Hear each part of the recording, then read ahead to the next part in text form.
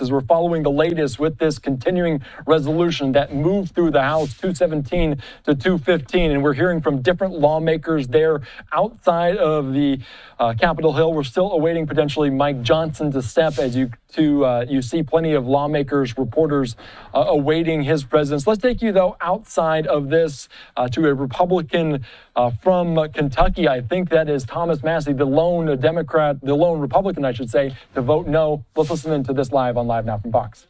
When they wanted to do a CR in September 2024, wait till after the election. Then we were told, after the election, wait until we've got the Senate majority installed, and then we'll fight and we'll implement Trump's agenda. But there's no fight in them. It's basically Biden's agenda cut, copied, pasted into the discretionary budget. Do you expect the same thing to happen again in September? We should be doing 12 separate bills, right, and we should be doing those over the summer. I suspect there's going to be very little effort to do that, because what 12 separate bills gets you is only 1/12 of the government stops functioning if one of those 12 bills doesn't pass. This place loves to have the threat of a shutdown. They can get the Freedom Caucus to vote for Biden's agenda with the threat of a shutdown, which is what they did here today. And what's your reaction to President Trump putting on Truth Social that your days are numbered? You know, Trump, he spent the whole day attacking me and Canada, and the difference is Canada caved. But do you think, are you worried about? All right. Thomas Massey there. This is Andrew Kraft, and you've been listening there to the lone Republican who voted against House Speaker Mike Johnson's funding bill. Though the funding bill did pass, we do have Speaker Mike Johnson. He just stepped up to the podium. We do want to start it from the very beginning, and he's going to explain what happens next with all of this as this bill now goes to the Senate. Here's Speaker Mike Johnson. The Republicans stood together, and we had one Democrat vote with us to do the right thing, and that is to fund the government. This was a clean CR. It freezes funding. It's a responsible thing to do, and we're ensuring that troops continue to get their paychecks and TSA agents continue to do their work and be paid, and essential workers on the border and elsewhere are doing their jobs. It's shameful what happened on the Democrat side. They engaged in a misinformation campaign. They put out talking points about the bill on Friday before the bill was even filed, which was Saturday afternoon. They've been lying and misrepresenting the facts about what's in the bill, and the American people can read it for themselves. It's only 99 pages long. We did our job today, and it's shameful that they will stop at nothing. They will suggest that this bill is something that it's not, and they will run out the clock to shut down the government in a desperate attempt to stop the America First agenda. But I will tell you that President Trump and Republicans in Congress will stop at nothing to deliver on that agenda. We are going to continue to work hard. We will continue to stick together and get this job done, and it's an essential one. Now that the government funding bill has been passed out of the House, we send it to the Senate, and it falls on the desk of Chuck Schumer. He is the leader of the Democrats on that side, and he must determine whether he wants to fund the government, do the responsible thing, or whether he wants to shut the government down.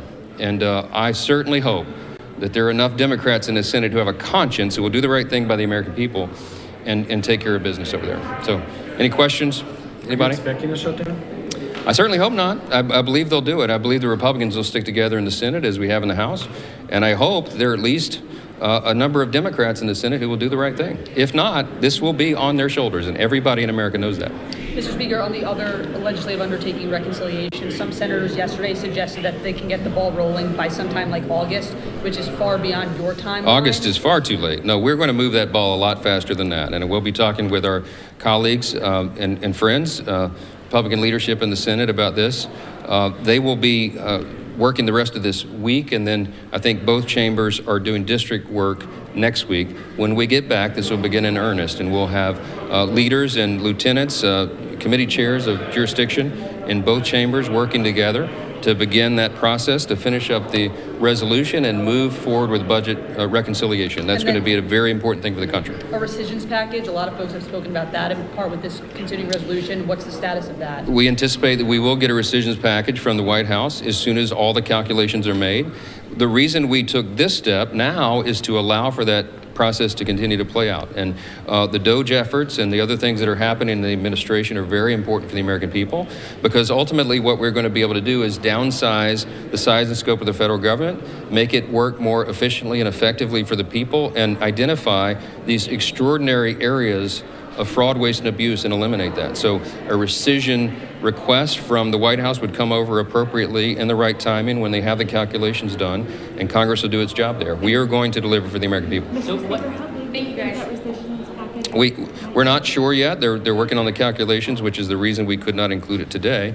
But we do anticipate that. We're going to work hand in hand with the White House, and I want to compliment President Trump on his ability to be so involved that he's watching this step by step. He is determined to deliver for the people, and we are as well. So this is a well-coordinated effort between the White House and our Senate Republican colleagues and House Republicans. And we'll continue to work in that partnership to get this agenda done.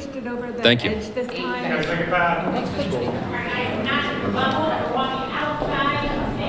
All right, there you have it. House Speaker Mike Johnson catching up with reporters after he secured a victory there for his GOP conference, only losing one vote there in Republican Congressman from Kentucky, Thomas Massie, who in the last several CR votes to fund the government, he has voted no repeatedly there, and now he is facing some blowback, though, from some in the MAGA camp about that no vote, including, and most importantly, President Trump himself here. I want to put this up.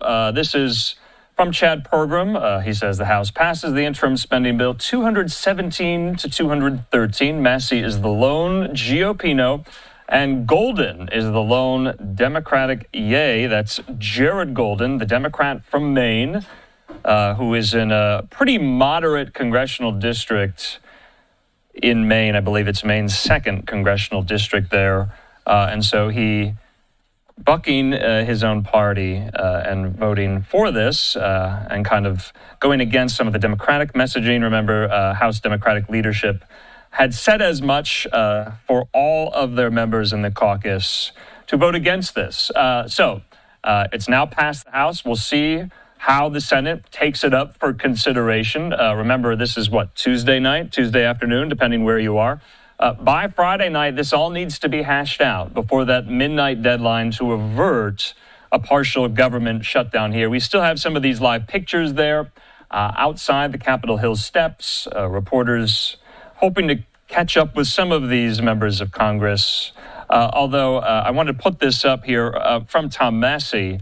This was posted last night on President Trump's Truth Social, threatening Massie with the primary challenger. He says Congressman, in quotations, Thomas Massie voted to delay the debt ceiling bill from the Biden administration to the Trump administration, from September before the election to June after the election, without getting anything for this horrendously stupid move, when Republicans could have gotten everything they wanted.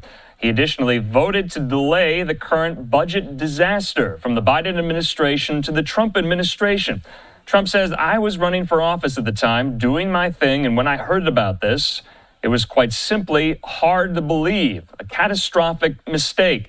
Now, and virtually on every other vote, he's very simple. No. He can't even approve a continuing resolution when he approved them many times during his career as a congressman. Thomas Massie is a grandstander, and the great people of Kentucky are going to be watching a very interesting primary in the not-too-distant future there.